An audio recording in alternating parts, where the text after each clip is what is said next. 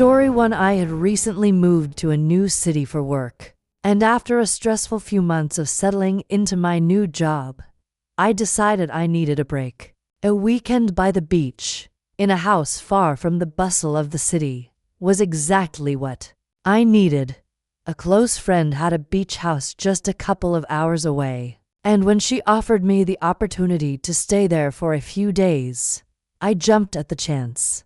The house was beautiful, a quaint cottage-style home perched right on the edge of the beach. From the moment I arrived, I could feel the calming influence of the ocean. The sound of the waves crashing against the shore was hypnotic, and the salty air made everything feel peaceful. The house was modest, but it had a charm that made it feel like a home away from home. My friend, who had rented it out for a couple of months, had made it clear that she wouldn't be back for a while, so I had the place to myself. It was the first night that things began to feel off. I had spent the day exploring the beach and getting acquainted with the area. The sun had set, and the sky had transformed into a beautiful canvas of oranges and purples, reflecting on the water.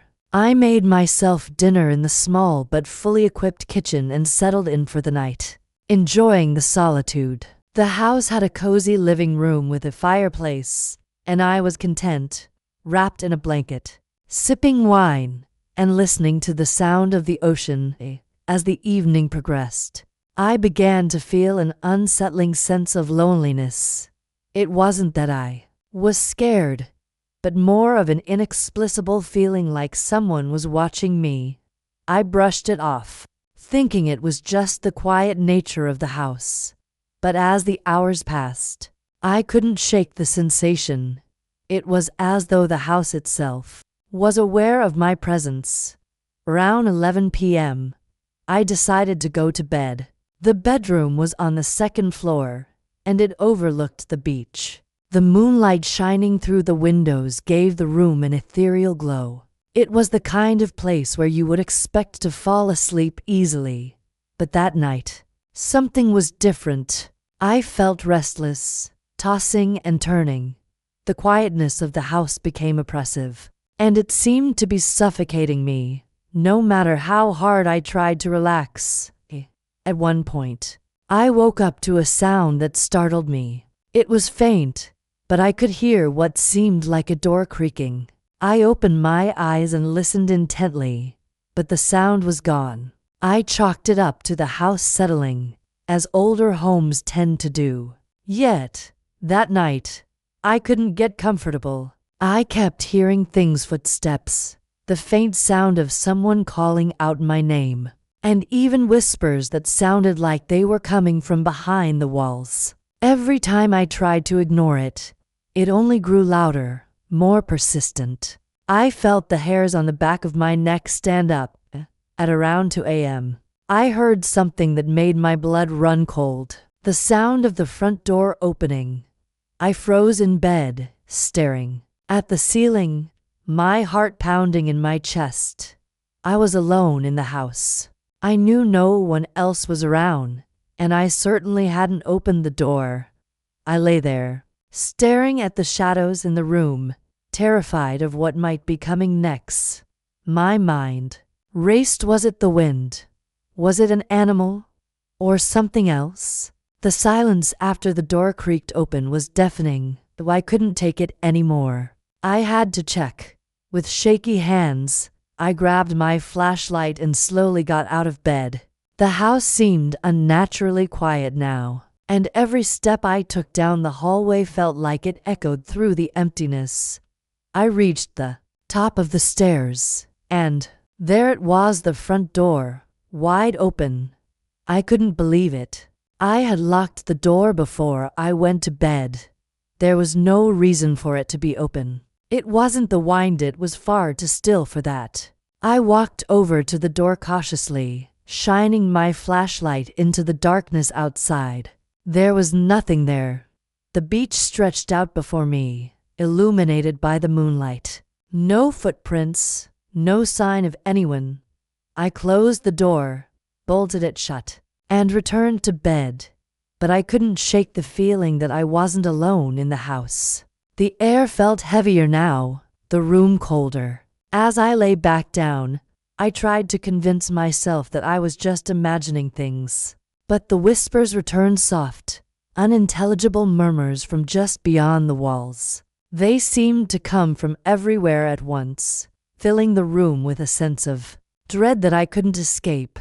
Eventually, I fell into a restless sleep, but the dreams were strange. I dreamt of the beach, the water, but in the dream, the ocean was black, swirling with something dark. I was standing at the edge of the water, watching the waves crash, when I saw a figure, a shadow, moving through the surf, emerging from the depths of the ocean. I woke up with a start, my heart racing. The next morning, I woke to a strange feeling of unease, but I forced myself to get up and go outside. The day was beautiful again, sunshine, the sound of waves crashing, and the smell of salt water in the air. I decided to go for a walk on the beach to clear my head, but as I walked along the shoreline, I noticed something that made my blood run cold. The sand was disturbed, as if someone had recently walked there. But the footprints didn't make sense. They were barefoot, and they led from the water all the way up to the house. I followed the trail, my heart pounding in my chest. The footprints stopped just outside the door to the beach house. I immediately ran back inside, locking the door behind me. The feeling of being watched was now overwhelming, and I knew that whatever had been in the house with me the night before was still there. I had to leave. I packed up my things in a rush, feeling like I was being chased by an invisible force. I didn't care about my things anymore. I just wanted to get out of that house, away from the whispers, the shadows, and whatever had been lurking in the dark corners. As I left, I glanced back one last time at the house. The front door was open again, swaying in the wind, and standing in the doorway was a figure, a tall, thin shape, standing motionless, watching me. I turned and ran, not stopping until I was far away from the house. I never went back to that beach house. I left town, and I never spoke to my friend again about what had happened. I don't know what was in that house, but I know this: it wasn't just the house that was haunted. The entire beach seemed to hold something dark and ancient, something that didn't want to be disturbed. To this day, when I close my eyes, I still hear the whispers, and when I walk near the ocean, I swear I see the same dark figure standing at the water's edge, waiting. The end. Story 2. It was supposed to be the perfect stay, but it turned into a nightmare. I had booked a weekend at one of the most luxurious 5-star hotels in the city, known for its impeccable service, grand decor, and amazing amenities. This hotel was touted as the best in the area. After a long and stressful few weeks at work, I was looking forward to some relaxation. I wanted nothing more than to spend a peaceful weekend, pampered and away from the chaos of life. The check-in process was flawless. The staff was incredibly polite, and they made sure I had everything I needed. I was assigned to one of their top suites, a spacious room with large windows that offered a stunning view of the city skyline. The room itself was pristine, with a king-sized bed, elegant furniture, and a massive bathroom with a jacuzzi. I was in heaven.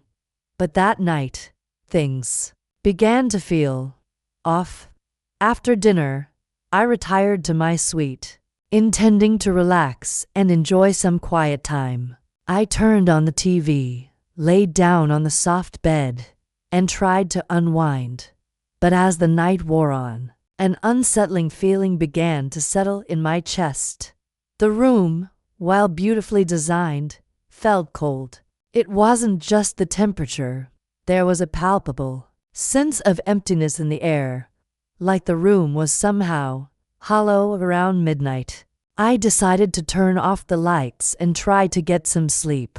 As I lay there, staring up at the ceiling, I could hear strange noises coming from the hallway outside. At first, I thought it was just the normal sounds of a hotel. Footsteps, the distant clink of keys, or a door closing. But the noises grew louder and more distinct. There were soft whispers, muffled voices, and the distinct sound of someone pacing up and down the corridor. I tried to ignore it, telling myself it was nothing. Maybe another guest had just checked in late, or there was some commotion on the floor. But then I heard something that made my blood run cold. A faint knocking sound. It wasn't coming from the door, but from the wall behind me. Tap, tap, tap. My heart started racing, and I sat up in bed, trying to calm myself. It's just the building settling, I told myself. But the knocking continued, louder and more urgent.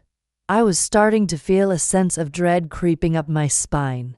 I stood up and walked cautiously to the door, half expecting to find someone outside the room. But when I peered through the peephole, there was nothing. The hallway was completely empty. I turned the handle to open the door, but the moment I did, I felt a sudden rush of cold air, as if the temperature had dropped drastically. A chill ran through my body. I quickly shut the door and locked it, retreating back to my bed. But the knocking didn't stop.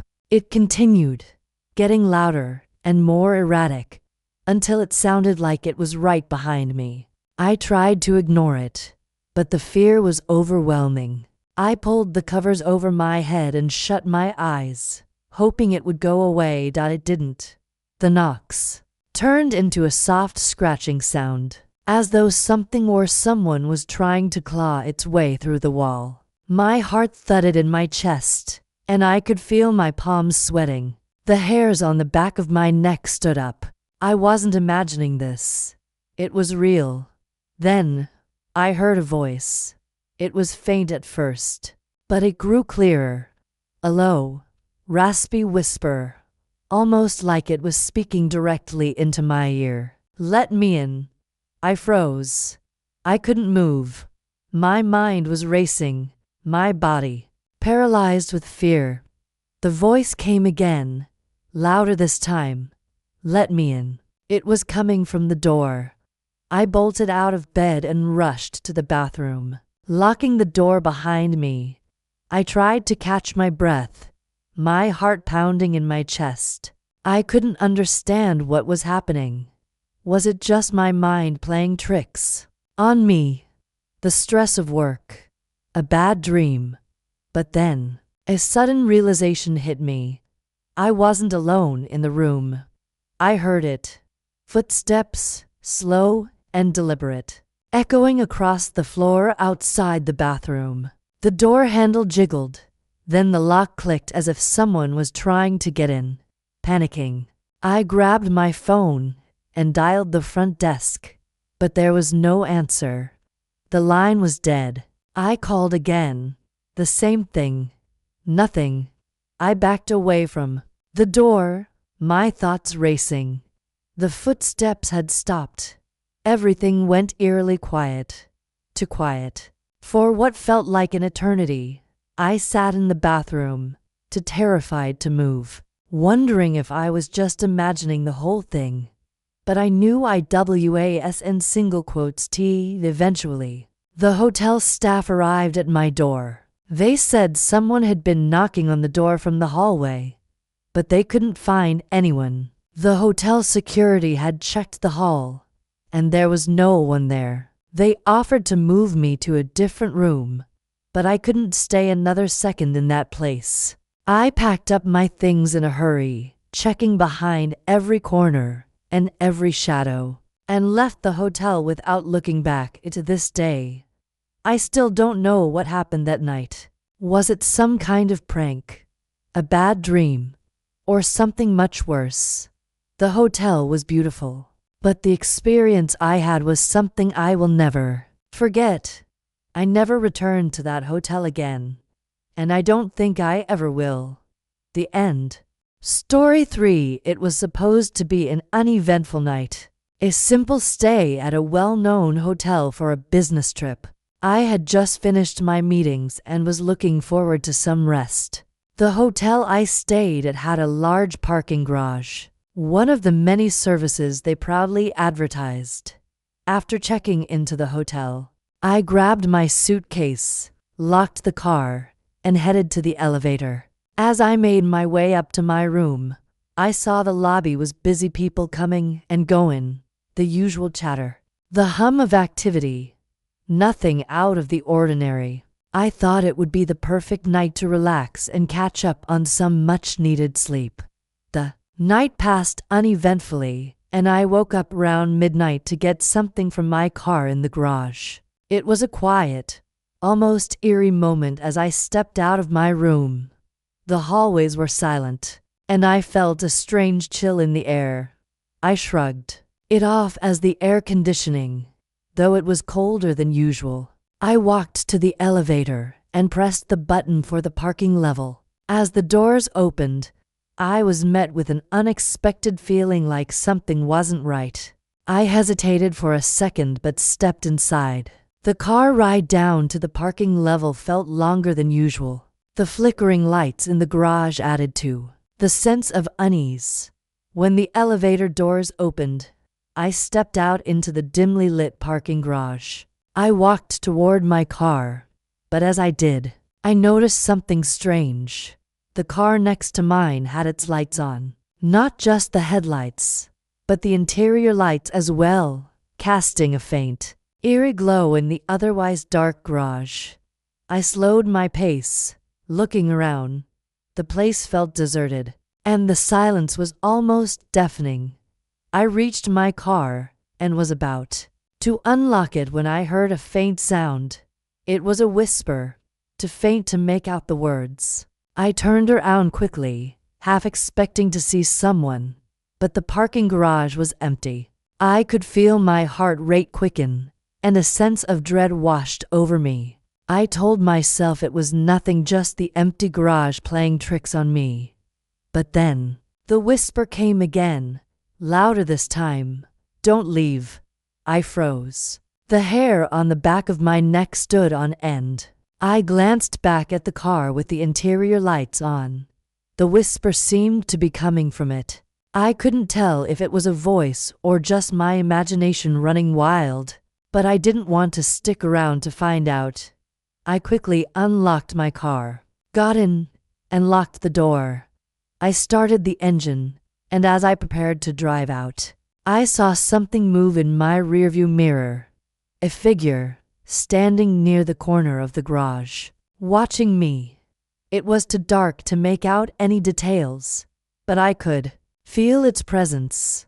I slammed the car into reverse and drove out as fast as I could, not daring to look back. As I drove away, my heart was pounding. I couldn't shake the feeling that something had been watching me in that parking garage. I don't know who or what it was, but I never went back to that hotel. I left the city the next morning, and I never even considered returning. The whole experience left me with a lingering sense of dread. Every time I pass a hotel parking garage, I can't help but remember that feeling of being watched. The end.